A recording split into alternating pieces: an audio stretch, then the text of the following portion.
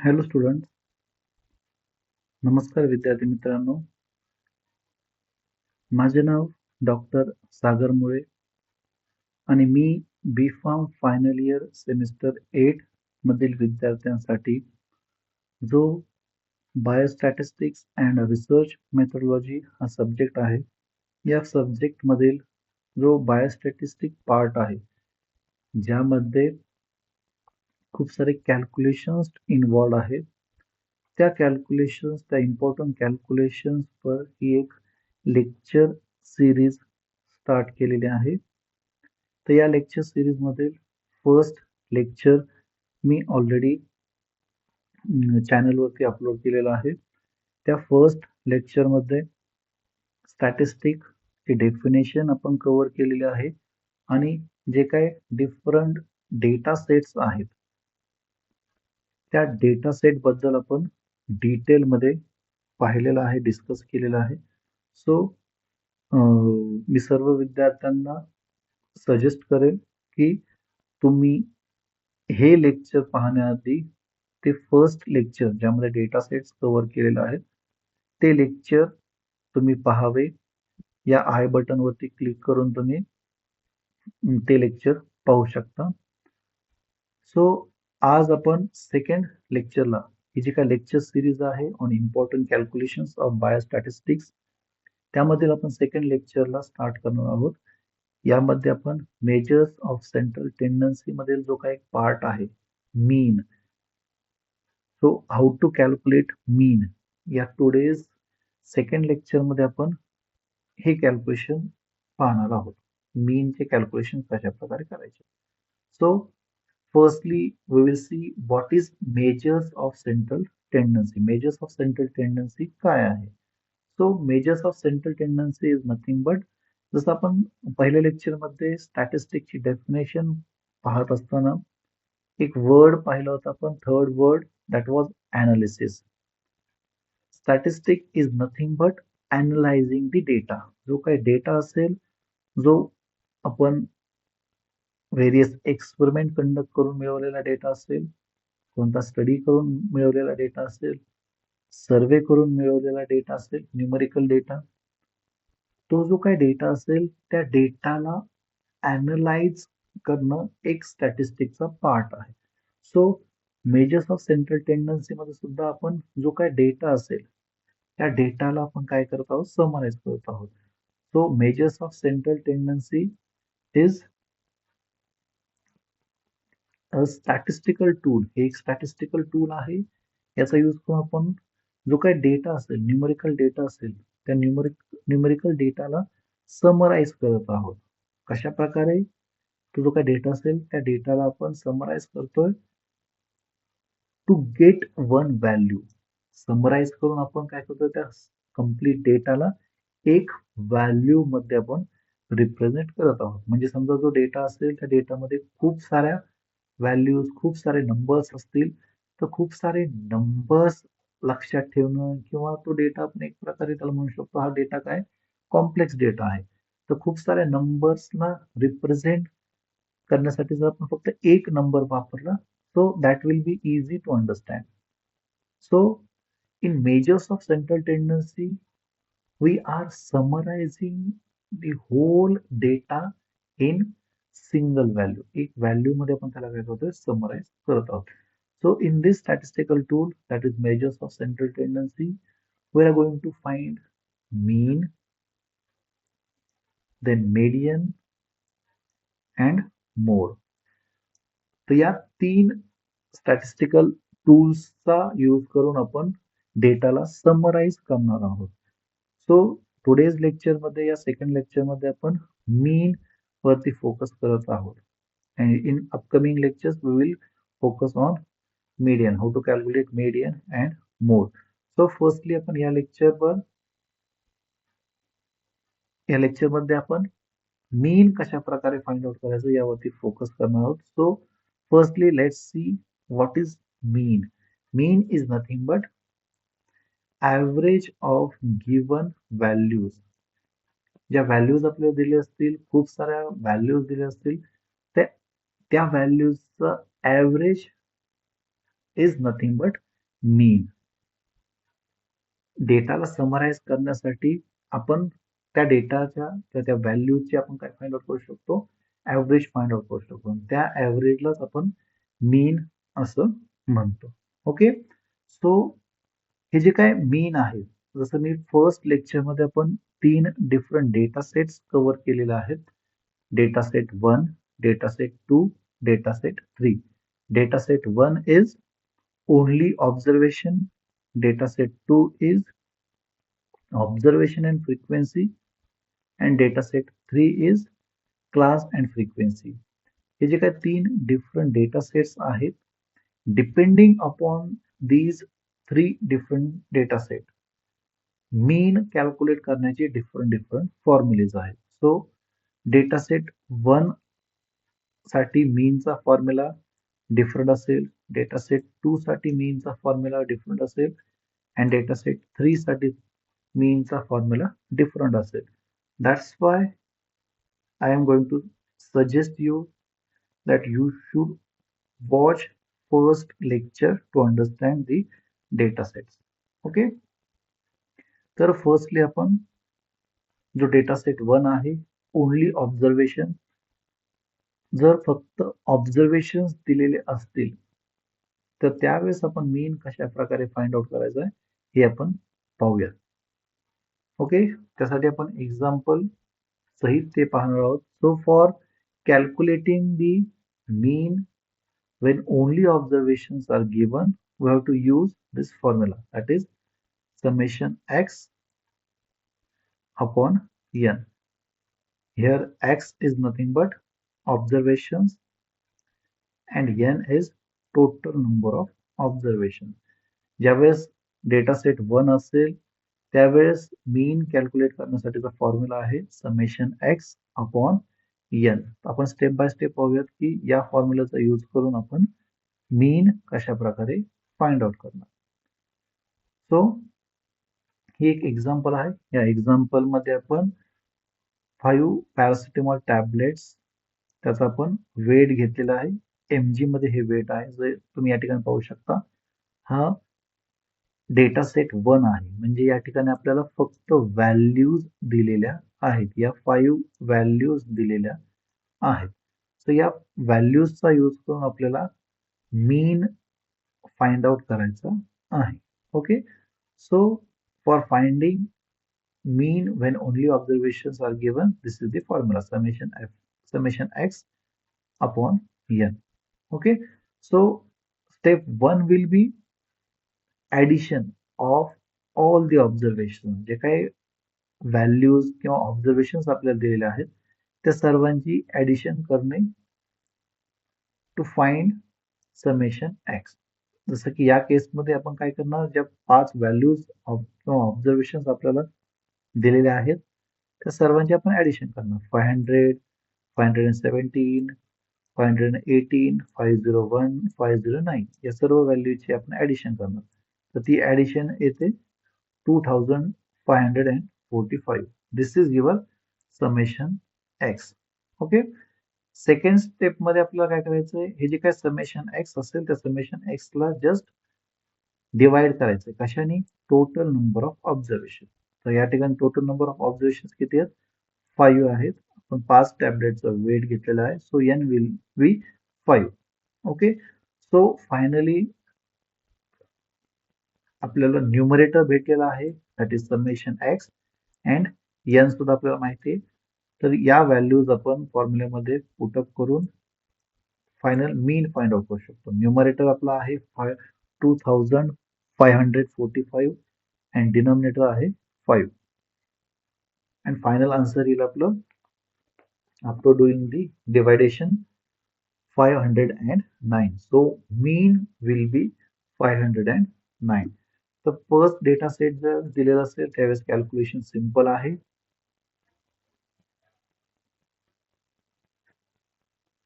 आपण जर समराइज केलं त्याचा, how to find the mean when only observations are given. So step 1 is just do the addition of all the observations to find out summation x. Second step, to divide that summation by total number of observations.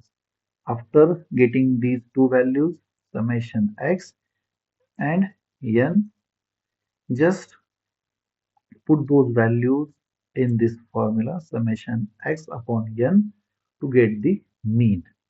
Okay, so पहिला जो काही data set आहे त्यासाठी मीन calculate करणे simple आहे. आता आपण पाहूयात डेटा सेट 2.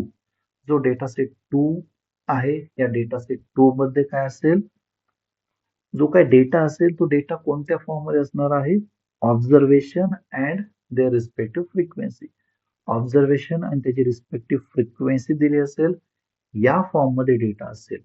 या फॉर्म मध्ये ज्यावेळेस डेटा असेल त्यावेळेस आपल्याला जो फॉर्म्युला यूज करायचा आहे for calculating mean, that is different.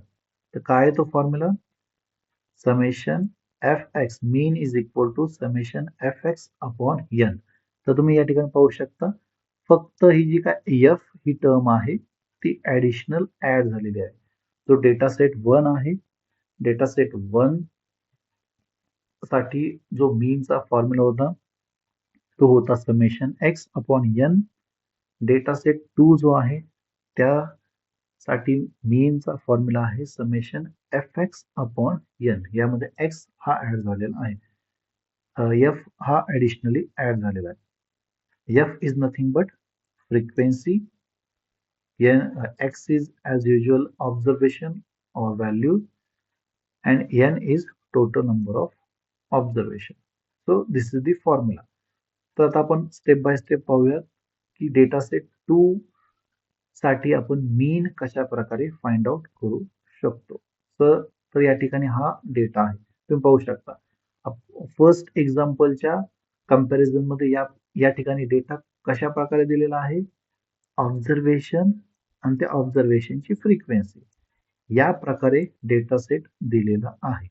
या प्रकारचा डेटा ज्यावेळेस असेल त्यावेळेस मीन कॅल्क्युलेट करण्यासाठी आपल्याला summation f x upon n हा फॉर्म्युला यूज करायचा आहे.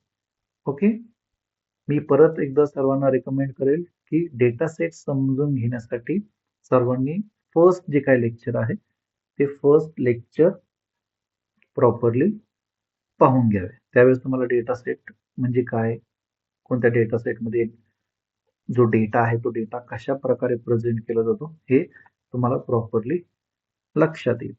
सो या ठिकाणी डेटा कशा प्रकारचा आहे, ऑब्झर्वेशन आणि त्या ऑब्झर्वेशनची respective frequency.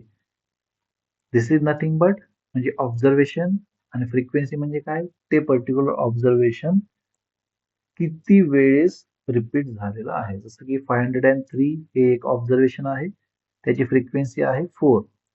So that means this 503 is repeated 4 times. Okay, अशा प्रकारे हा डेटा आपल्याला दिलेला आहे, ऑब्झर्वेशन आणि त्याची रिस्पेक्टिव्ह फ्रिक्वेन्सी.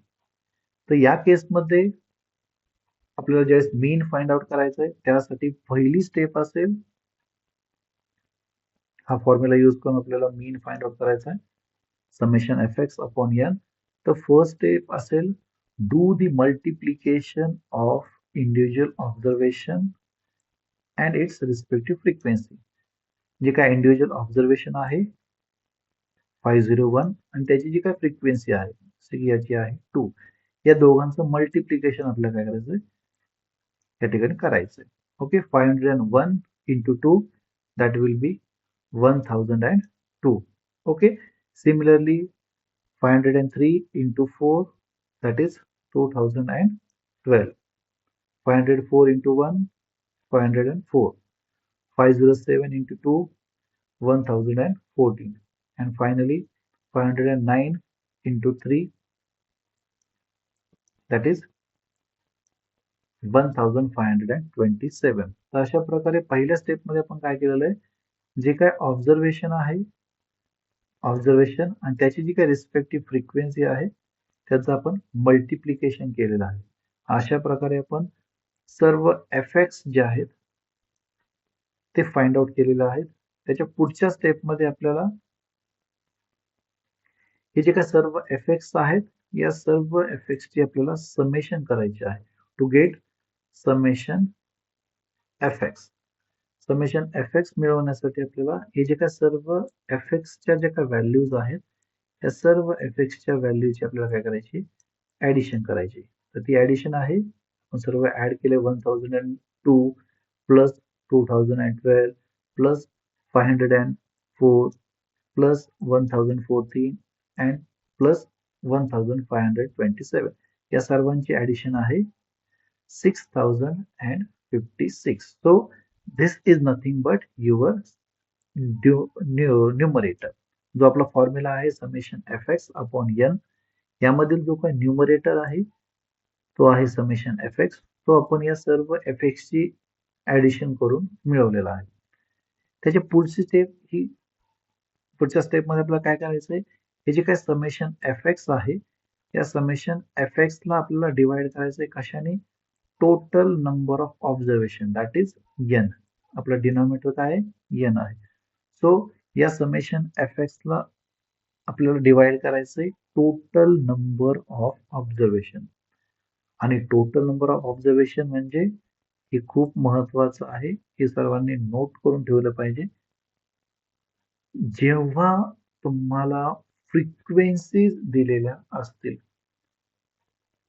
जेव्हा फ्रिक्वेन्सी दिल्या असतील त्यावेळेस total number of observation will be या सर्व फ्रिक्वेन्सीची ऍडिशन. 2, 4, 1, 2, 3 या सर्वांची आपल्याला ऍडिशन करायची आहे. तो फर्स्ट लेक्चर आहे, त्या फर्स्ट लेक्चर मध्ये डेटा सेट एक्सप्लेन करताना मी या गोष्टी सांगितलेल्या आहेत. हा जो काही डेटा सेट आहे या डेटा सेटचा मिनिंगच काय आहे की हे जे काय फर्स्ट ऑब्झर्वेशन, फॉर एक्झाम्पल हे फर्स्ट ऑब्झर्वेशन आहे 501, त्याची फ्रिक्वेन्सी आहे 2. म्हणजे काय, हा 501 2 टाइम्स आहे, 2 वेळेस तो रिपीट झालेला आहे. सिमिलरली 503 त्याची फ्रिक्वेन्सी आहे 4. So it means 503 is repeated for 4 times. जो काय डेटा असेल त्या डेटामध्ये 503 हा 4 टाइम्स रिपीट झालेला आहे. सिमिलरली 504 हा एक वेळेस आहे, 507 हा 2 टाइम्स आहे आणि 509 हा 3 टाइम्स आहे. सो त्यामुळे टोटल नंबर ऑफ ऑब्झर्वेशन जे आपल्याला विचारले असतील इन केस ऑफ फ्रिक्वेन्सी, त्यावेळेस आपल्याला हे जे काही फ्रिक्वेन्सी दिलेले असतील त्या फ्रिक्वेन्सीची आपल्याला जस्ट ऍडिशन करायची आहे. सो या ठिकाणी फ्रिक्वेन्सी काय काय आहेत, 2, 4, 1, 2 अँड 3 याची जर आपण ऍडिशन केली तर ते येते 12. So total number of observation will be 12. या केसमध्ये ज्या ठिकाणी फ्रिक्वेन्सी दिलेल्या आहेत त्या फ्रिक्वेन्सीची टोटल केल्यानंतर आपल्याला काय मिळेल, n means total number of observation. तर आपल्याला फॉर्म्युल्यामध्ये ज्या काही दोन टर्म्स आहेत summation f x and n, या दोन्ही टर्म आपल्याला माहीत झालेल्या आहेत. सो या दोन्ही व्हॅल्यूज आपण फॉर्म्युल्यामध्ये पुटअप करून फायनल आपला आन्सर कॅल्क्युलेट करू शकतो. न्यूमरेटर मध्ये असेल 6059 divided by 12. So accordingly आपलं फायनल आन्सर येईल 504.92. ओके. सो अशा वे मध्ये आपण जो डेटा सेट 2 आहे त्या डेटा सेट 2 मध्ये मीन फाइंड आउट करू शकतो.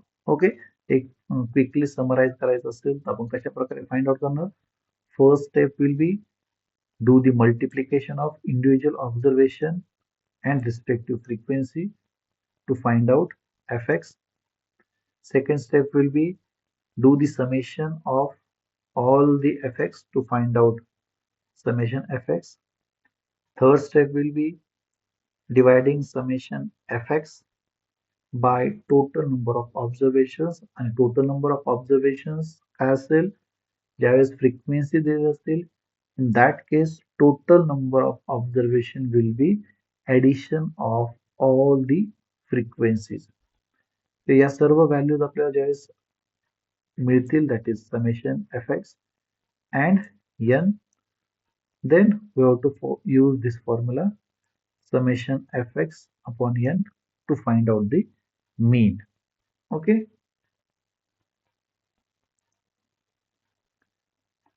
आता आपण जो काही डेटा सेट 3 आहे,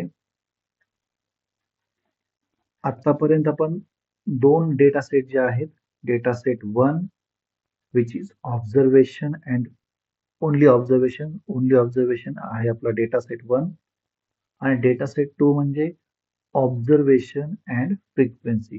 या दोन डेटा सेट साठी आपण मीन कशा प्रकारे कॅल्क्युलेट करायचा युजिंग दोज डिफरंट फॉर्म्युले ते आपण पाहिले. आता आपण नेक्स्ट जो काय डेटा सेट 3 आहे, जो की आहे क्लास अँड फ्रिक्वेन्सी. तर क्लास अँड फ्रिक्वेन्सीच्या केसमध्ये आपण मीन कशा प्रकारे फाइंड आउट करायचा ते आपण पाहूया. So for that purpose, what is the formula? This is the formula to calculate mean when data set 3 is given. किंवा तो डेटा कशा प्रकारचा असेल, क्लास अँड फ्रिक्वेन्सीच्या फॉर्ममध्ये ज्यावेळेस डेटा असेल त्यावेळेस तुम्हाला हा फॉर्म्युला यूज करायचा आहे. Mean is equal to A plus ब्रॅकेटमध्ये summation F D dash divided by N into C. Okay. तर या ठिकाणी A is nothing but assumed mean. आपण जे एक्झाम्पल पाहू त्यामध्ये आपण each and every term find out करणार आहोत किंवा ईच अँड एव्हरी टर्म म्हणजे काय हे आपण डिटेलमध्ये पाहणार आहोत. So a is assumed mean. Okay. Then f is frequency, x is observation. आपण यामध्ये डी डॅश ही टर्म आहे. आपण फॉर्म्युलामध्ये जर पाहिलं तर डी डॅश आहे. तर डी डॅशच्या आधी आपल्याला डी फाइंड आउट करावा लागतो. तर तो डी आपण कशा प्रकारे फाइंड आउट करू शकतो, एक्स मायनस ए मीन्स ऑब्झर्वेशन मायनस अज्युम मीन आणि त्यानंतर आपण डी डॅश फाइंड आउट करणार. तो डी डॅश कशा प्रकारे फाइंड आउट करणार, d divided by c where c is common factor and n is nothing but total number of observation. So हा formula आपण डिटेल मध्ये एक्झाम्पल मध्ये आता पाहणार आहोत. ईच अँड एव्हरी टर्म चा मिनिंग किंवा ती टर्म कशा प्रकारे आपण ऑब्टेंड करतो ते आपण डिटेल मध्ये पाहूया. बट जो डेटा सेट 3 असेल ज्यामध्ये classes and frequencies type of data असेल, in that case we have to use this formula, that is a plus bracket मध्ये summation fd dash divided by n into c. Okay, so step by step आता आपण पाहूयात with example how to find out the mean when data set 3 is given. Okay, so या ठिकाणी पाहू शकता data कशा प्रकारचा आहे. पहिल्या डेटा सेट मध्ये in data set 1 only observations were given. Data set 2 मध्ये observation and it's frequencies was given. या ठिकाणी काय आहे, क्लास आहे आणि त्या क्लासची फ्रिक्वेन्सी दिलेली आहे. फर्स्ट क्लास असा 0 to 10 आहे. या ठिकाणी हे 3 क्लासेस दिलेले आहेत आणि त्या रिस्पेक्टिव्ह क्लासची काय दिलेली फ्रिक्वेन्सी दिलेली आहे. इन शॉर्ट याचा मीनिंग काय आहे, फक्त एक एक्झाम्पल सांगतो मी तुम्हाला. हा जो काही डेटा आहे या डेटामध्ये काय असणार आहे, 0 to 5. 0 to 5 मध्ये काय असणार आहे, 5 व्हॅल्यूज असतील. 10 to 20 या दरम्यान 7 व्हॅल्यूज असतील. ओके. 20 to 30 या दरम्यान 14 व्हॅल्यूज आहेत. 30 to 40 या दरम्यान 12 व्हॅल्यूज आहेत अँड 40 to 50 या दरम्यान 9 व्हॅल्यूज आहेत. अशा प्रकारचा हा डेटा आहे. तो डेटा आपण आपल्यासमोर हा क्लासेस अँड फ्रिक्वेन्सीच्या फॉर्ममध्ये डेटा आहे. तर जेव्हा डेटा सेट 3 असेल, क्लासेस अँड फ्रिक्वेन्सीच्या फॉर्ममध्ये डेटा असेल, त्यावेळेस मीन फाइंड आउट करण्यासाठी ज्या काही स्टेप्स आहेत त्या स्टेप्स आता आपण डिटेलमध्ये पाहूयात.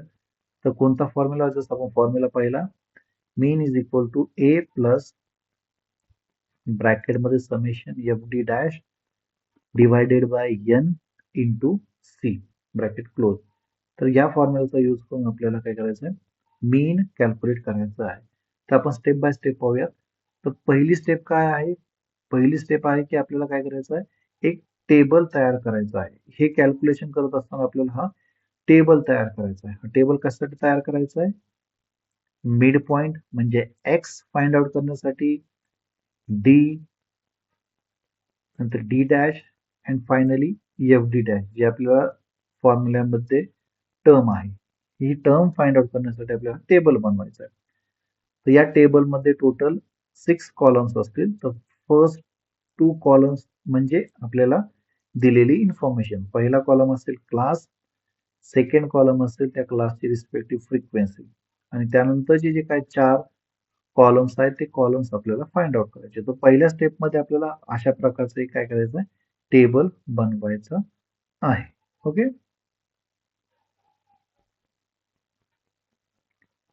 तर सेकंड स्टेप काय असेल, क्लास मिड पॉइंट. आपल्याला जो काही क्लास दिलेला आहे, जसं आपण या ठिकाणी पाहतो की फर्स्ट कॉलम मध्ये क्लासेस दिलेले आहेत, सेकंड कॉलम मध्ये रिस्पेक्टिव्ह त्या क्लासची फ्रिक्वेन्सी दिलेली आहे.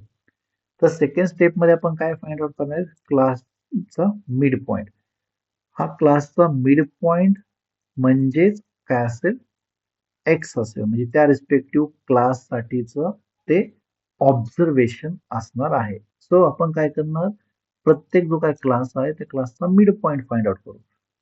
फाइंड आउट करणं म्हणजे जस्ट काय, 0 to 10 याचा मिड पॉइंट काय असेल, 5. 10 to 20 त्याचा मिड पॉइंट असेल, म्हणजे मिडल व्हॅल्यू असेल 15. 20 to 30 त्याचा मिड पॉइंट असेल 25. 30 to 40 त्याचा मिड पॉइंट असेल 35. अँड 40 to 50 त्याचा मिड पॉइंट आहे 45. सो जो काय थर्ड कॉलम आहे त्या थर्ड कॉलम मध्ये आपण फाइंड आउट केलेले, we have find out the mid point of all the respective classes. जे काय सर्व क्लासेस आहेत त्या सर्व क्लासेसचा आपण मिड पॉइंट फाइंड आउट केलेला आहे. या मिड पॉइंटचा यूज करून आपल्याला फर्दर काय फाइंड आउट करायचं आहे,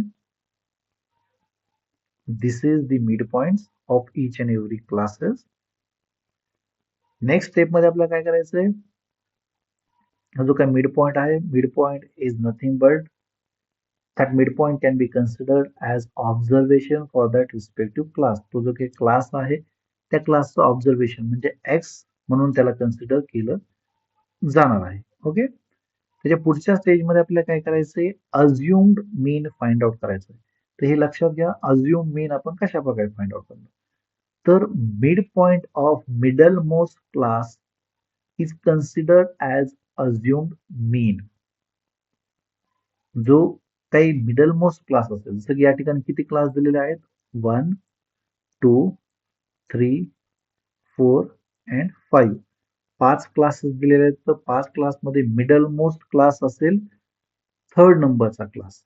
तर हा जो काय थर्ड नंबरचा क्लास आहे, या थर्ड नंबरच्या क्लासचा जो काय मिड पॉइंट आहे, जसं की या ठिकाणी थर्ड नंबरचा क्लास आहे 20 to 30, त्या क्लासचा मिड पॉइंट आहे 25. सो हा 25 आपण अज्युम्ड मीन म्हणून कन्सिडर करणार आहोत. जसं की या ठिकाणी काय आहे, 5 क्लासेस आहेत त्यामुळे मिडल मोस्ट क्लास आपल्याला समजतोय.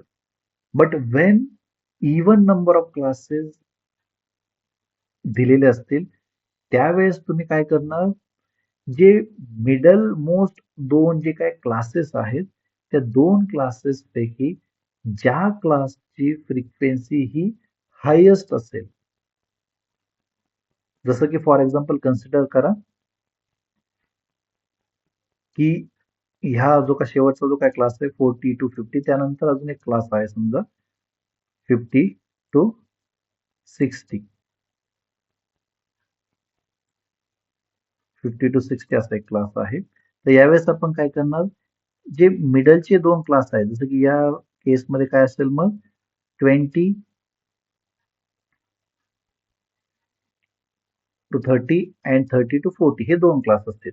मग या दोन क्लास पैकी असा क्लास तुम्हाला शोधायचा आहे ज्याची काय असेल फ्रिक्वेन्सी जास्त असेल. तर या केसमध्ये 20 to 30 याची फ्रिक्वेन्सी काय असेल?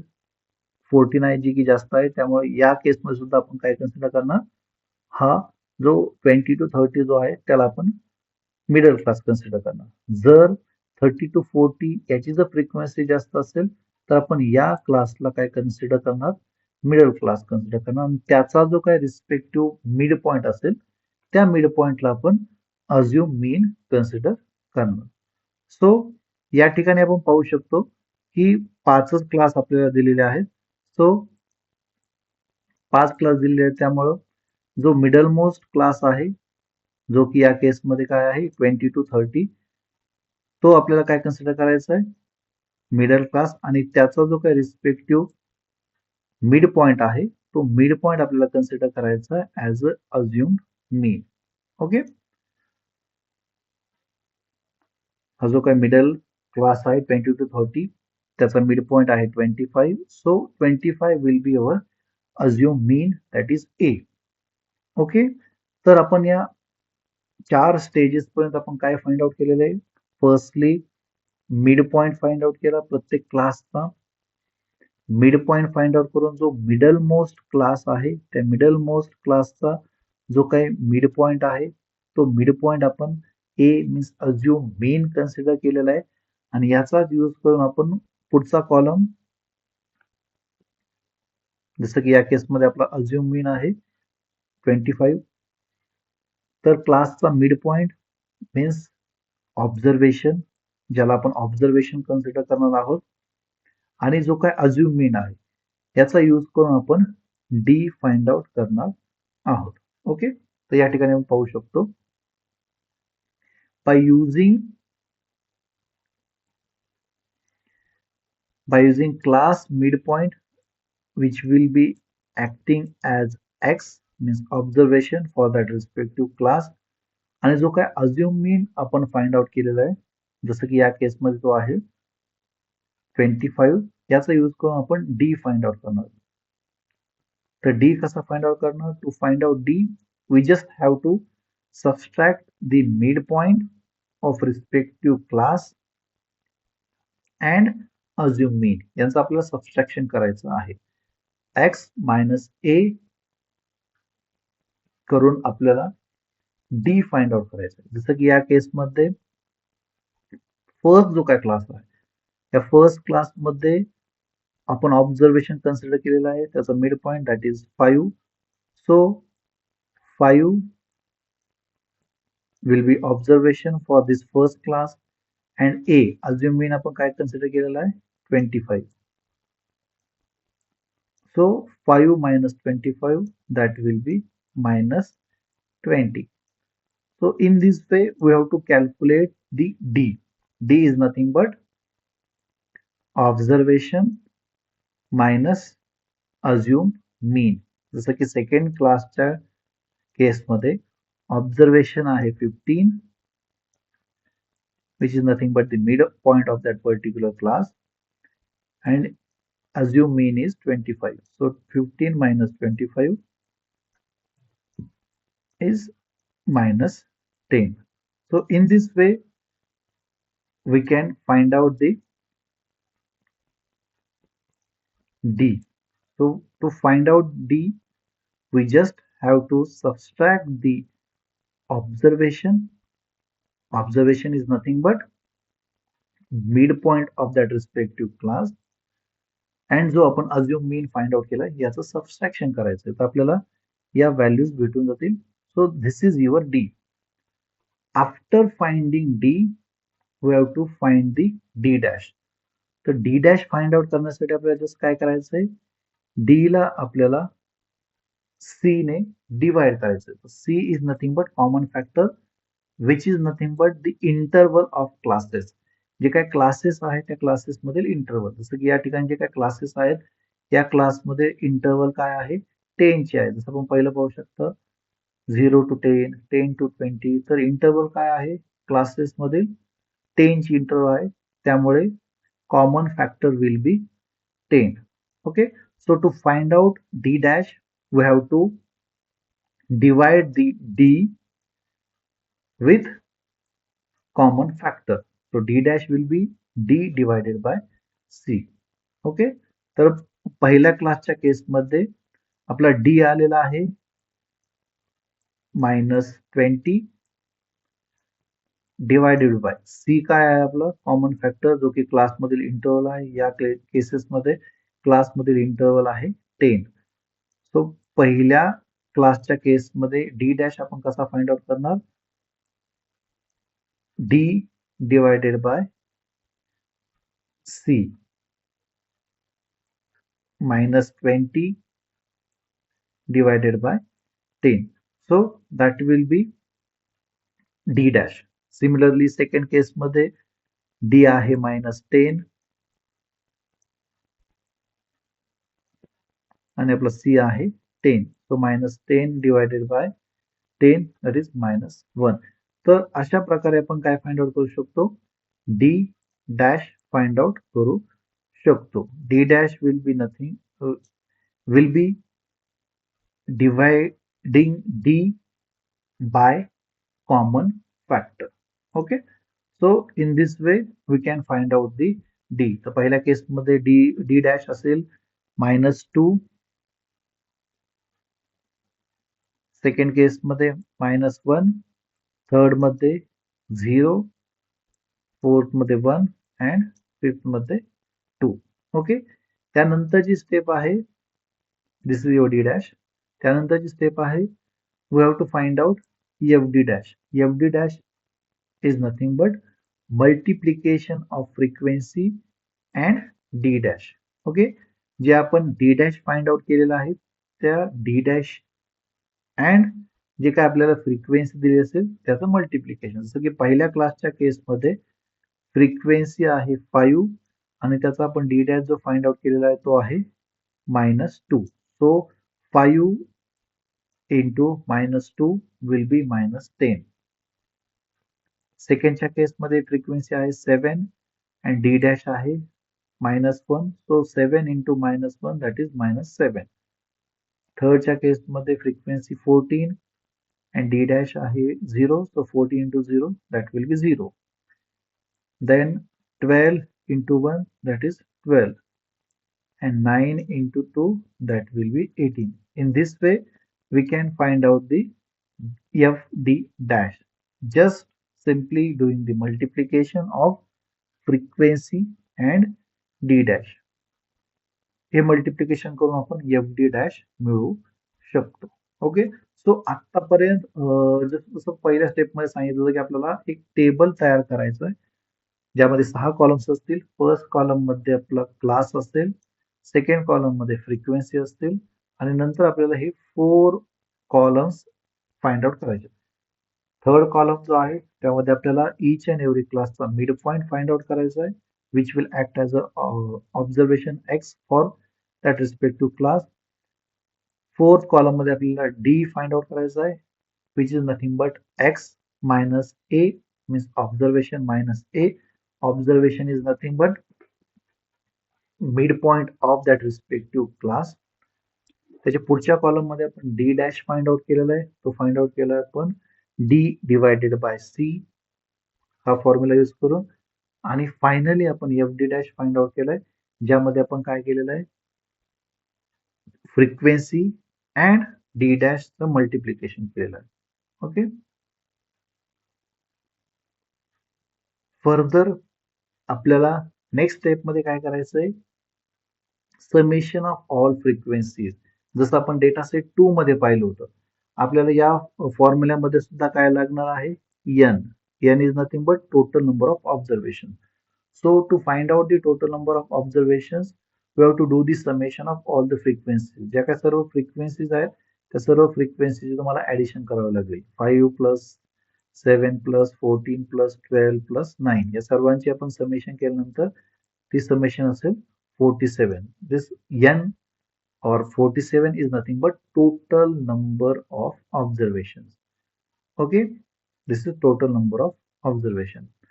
त्यानंतर do the summation of all FD dash. जे काय सर्व आपण FD dash फाइंड आउट केलेले आहेत त्या सर्व FD dash ची सुद्धा आपल्याला काय करायची समेशन करायची आहे. या सर्व ज्या व्हॅल्यूज आहेत -10, -7 0, 12 and 18 या सर्वांची ऍडिशन करायची. ती ऍडिशन समजा या ठिकाणी येत आहे 13. Okay, this is FD dash, summation FD dash, that is 13. Okay, त्यानंतर आपल्याला आता जो काय आपला फॉर्म्युला आहे त्या फॉर्म्युल्यामध्ये आपल्याला सर्व व्हॅल्यूज मिळालेला आहे. ए अज्युम मीन आपल्याला भेटला आहे. आपण summation FD dash find out केलेलं आहे. N means total number of observation आपल्याला आपण फाइंड आउट केले. अँड सी कॉमन फॅक्टर म्हणजे क्लासमध्ये इंटरवल आपल्याला माहिती आहे. तर या सर्व ज्या काय व्हॅल्यूज आहेत त्या सर्व व्हॅल्यूज आपल्याला काय करायच्या आपल्या फॉर्म्युल्यामध्ये पुटअप करायच्या. ओके, सो सोल्युशन मध्ये आपण पाहू शकतो ए आपला हे जे काय प्रॉब्लेम आहे या प्रॉब्लेम मध्ये ए म्हणजे ए काय आहे अज्युम मीन 25 आहे. समेशन FD डॅश आपला 13 आलेला आहे. n total number of observations which we have obtained by doing the addition of all the frequencies. So total number of observation is 47 and C common factor that is class interval 10 आहे. या सर्व values आपल्याला हा जो काय formula या फॉर्म्युल्यामध्ये put up करायचा आहे. A 25 summation FD dash 13 n total number of observation 47 and common factor that is C class interval that is 10. Okay, या सर्व व्हॅल्यूज आपण या फॉर्म्युल्यामध्ये पुटअप करून कॅल्क्युलेशन्स करायचे आहेत.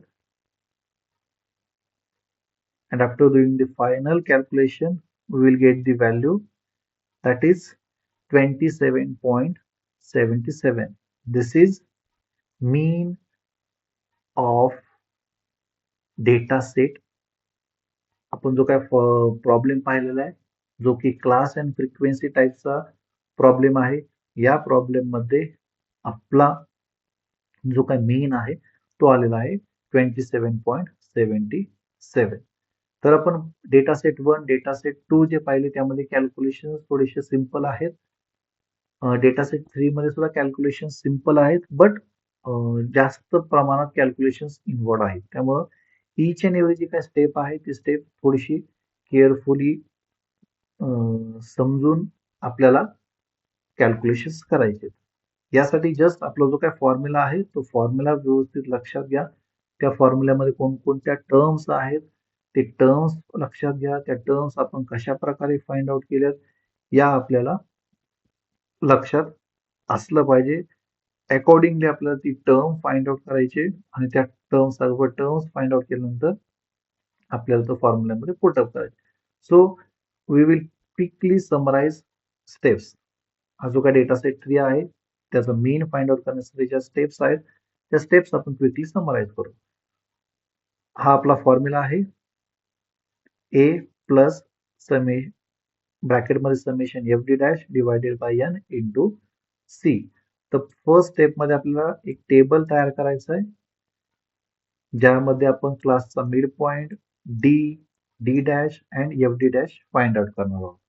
Okay, secondly each and every क्लासचा मिड पॉइंट आपल्याला फाइंड आउट करायचा आहे which will be observation which will act as an observation for that respective class. Observation means X which will act as an observation for that respective class.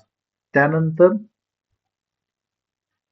आपल्याला assume मीन find out करायचा आहे. Assume मीन कसा find out करणार आपण जो middle most class आहे त्या middle most क्लासचा जो काय मिड पॉइंट आहे mid point of middle most class that will be considered as assume mean.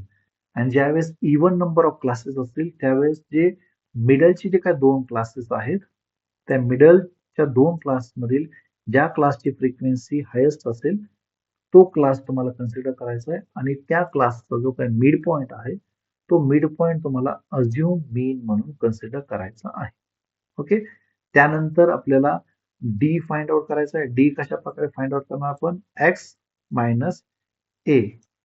X is nothing but midpoint of each respective class आणि A म्हणजे आपण कन्सिडर किंवा अज्युम केलेला अज्युम मीन. त्यानंतर डी फाइंड आउट केल्यानंतर आपल्याला D dash find out करायचा आहे. डी डॅश आपण कशा प्रकारे फाइंड आउट करणार D divided by C. Okay, and then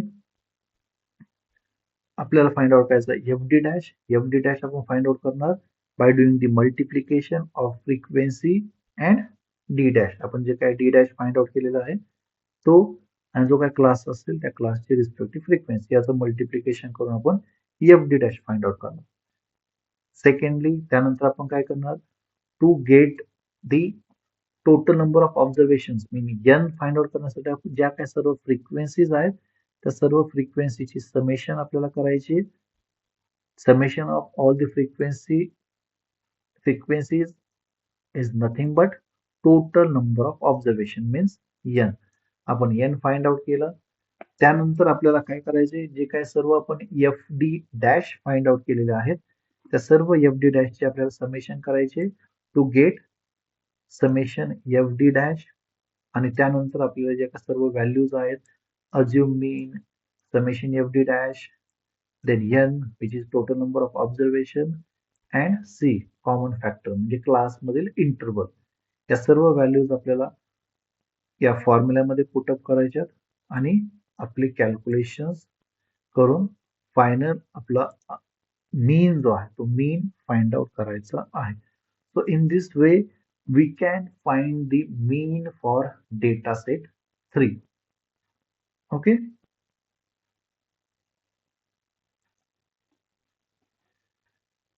so आतापर्यंत आपण data set 1, data set 2 and data set 3 दिलेले असतील त्यावेळेस कशा प्रकारे आपल्याला मीन फाइंड आउट करायचा युजिंग डिफरंट फॉर्म्युलेस ते आपण पाहिलेलं आहे. त्यानंतर लास्टली हे जे काही लेक्चर्स आहे या लेक्चर मधील एक किंवा मीन मधील एक छोटासा 2 पॉइंट्स आहेत that is geometric mean and harmonic mean. ते सिम्पली कशा प्रकारे कॅल्क्युलेट करायचे ते आपण पाहूया. So geometric mean simple calculations आहे जिओमेट्रिक मीन अँड हार्मोनिक मीनचे. तर त्यापैकी आपण फर्स्ट जिओमेट्रिक मीन पाहूयात. So geometric mean is nothing but nth root of their product. जे काय तुम्हाला ऑब्झर्वेशन दिलेले असतील त्या ऑब्झर्वेशनचे तुम्हाला जस्ट मल्टिप्लिकेशन करायचंय आणि त्याचा रूट काढायचा आहे.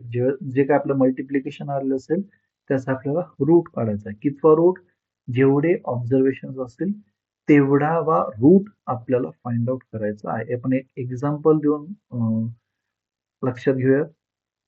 सो जसं की हा फॉर्म्युला आहे geometric mean is equal to root of nth root of x1 x2 up to xn. म्हणजे जेवढी काय ऑब्झर्वेशन्स दिलेले असतील त्या सर्व ऑब्झर्वेशन तुम्हाला जस्ट मल्टिप्लिकेशन करायचंय आणि मल्टिप्लिकेशन केल्यानंतर तुम्हाला रूट फाइंड आउट करायचा आहे. कितवा रूट जेवढे ऑब्झर्वेशन्स असतील तेवढा रूट तुम्हाला फाइंड आउट करायचा आहे.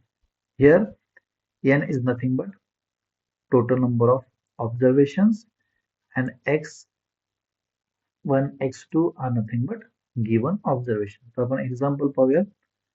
तर या ठिकाणी आपल्याला ह्या व्हॅल्यूज दिलेल्या आहेत 7, 3, 4, 6 अँड 5. तर या ज्या काही व्हॅल्यूज आहेत या व्हॅल्यूजचा यूज करून आपण जिओमेट्रिक मीन कसा फाइंड आउट करणार. तर फर्स्टली आपल्याला काय करायचं आहे या ज्या काही सर्व व्हॅल्यूज आहेत या सर्व व्हॅल्यूजचं मल्टिप्लिकेशन करायचं. 7 इंटू 3 इंटू 4 इंटू 6 इंटू 5 यांचं मल्टिप्लिकेशन करायचंय आणि त्याचा रूट फाइंड आउट करायचा. कितवा root fifth root. Fifth root का कारण की या ठिकाणी किती व्हॅल्यूज आहेत हिअर आर 5 व्हॅल्यूज. या ठिकाणी 5 व्हॅल्यूज दिलेल्या आहेत. That's why we have to find out fifth root of the product. की जे मल्टिप्लिकेशन असेल त्या मल्टिप्लिकेशन आपल्याला फिफ्थ रूट फाइंड आउट करायचं. सो मल्टिप्लिकेशन विल बी 2520 आणि याचा fifth root is nothing but 4.79. So this is simple calculation. Geometric mean मध्ये आपण जे काय ऑब्झर्वेशन्स आहेत त्या सर्व ऑब्झर्वेशनचे जस्ट मल्टिप्लिकेशन करणार आहोत आणि त्याचा रूट फाइंड आउट करणार आहोत. कितवा रूट जेवढे ऑब्झर्वेशन दिलेले असतील तेवढावा रूट. म्हणजे जसं या एक्झाम्पल मध्ये 5 ऑब्झर्वेशन आहेत त्यामुळे जे काय मल्टिप्लिकेशन आहे सर्व ऑब्झर्वेशनचं, त्या सर्व ऑब्झर्वेशनच्या मल्टिप्लिकेशनचा आपल्याला 5वा रूट फाइंड आउट करायचा आहे. That is nothing but geometric mean. Simple. And last या लेक्चरमध्ये लास्ट पार्ट आहे, that is harmonic mean. Harmonic mean is nothing but, यामध्ये आपण कशा प्रकारे हे ॲव्हरेज आपण कशा प्रकारे कॅल्क्युलेट करू शकतो, by dividing number of observations. जे काय नंबर ऑफ ऑब्झर्वेशन्स आहेत त्या नंबर ऑफ ऑब्झर्वेशनला आपण कशाने डिवाइड करतोय, sum of reciprocals of each observation. जे काय ऑब्झर्वेशन्स आहेत त्यांचे रेसिप्रोकल्स आपल्याला फाइंड आउट करायचे. Reciprocal is nothing but 1 by that particular value. Okay, that is reciprocal. So harmonic मीनचा फॉर्म्युला काय आहे, harmonic mean is equal to n divided by reciprocals of each individual values and addition of those reciprocals. ते जे काय reciprocals आहे ते सर्वांची काय करणं, ऍडिशन करणं. ओके, आपण एक्झाम्पल वरून लक्षात घेऊयात. तर या ठिकाणी n is nothing but total number of observations and x1 x2 are the given observation. तर आपण या ठिकाणी एक्झाम्पल पाहूयात. या व्हॅल्यूज आहेत 1.2, 1.7, 1.5, 1.3 अँड 1.6. या दिलेल्या व्हॅल्यूज आहेत. यांचा आपल्याला हार्मोनिक मीन फाइंड आउट करायचा. We have to find out the harmonic mean for these given values. So solution will be, firstly, in numerator 5 will be given. Why? Because total 5 observations or 5 number of observations are given. Okay, that is your numerator. Denominator is nothing but addition of reciprocals of all the values. Reciprocal पहिलं observation काय आपलं 1.2, तर त्याचा reciprocal आपण कशा प्रकारे find out करणार, 1 divided by 1.2. Similarly second जी काय व्हॅल्यू आहे ऑब्झर्वेशन आहे 1.7 ऑब्झर्वेशन आहे, त्याचा reciprocal is nothing but 1 divided by 1.7. So likewise 1 divided by 1.5, 1 divided by 1.3 and 1 divided by 1.6. That will be your numerator. त्या सर्व रेसिप्रोकल्सची तुम्हाला काय करायची, ऍडिशन करायची आहे. सो आपण या ठिकाणी पाहू शकता जे काय फर्स्ट व्हॅल्यू आहे 1 डिवायडेड बाय 1.2, त्याचं आपण त्याला डिवायडेशन केलं तर आन्सर फायनल आन्सर येतो 0.833. सेकंड व्हॅल्यू आहे 1 डिवायडेड बाय 1.7, त्याची व्हॅल्यू तर त्याचं डिवायडेशन येतं 0.5882. लाईकवाईज थर्डची व्हॅल्यू येईल 0.6667, फोर्थ असेल 0.7692 and finally 0.6250. means 1 divided by 1.6, that is nothing but 0.6250. तर नेक्स्ट स्टेप मध्ये आपल्याला काय करायचे, हे जे काय सर्व व्हॅल्यूज आहेत, सर्व जे काय रेसिप्रोकल्स आपण केलेले आहेत त्या सर्व रेसिप्रोकलची आपल्याला ऍडिशन करायची. तर ते ऍडिशन इथे 3.4825. So harmonic mean will be this 5 divided by 3.4825.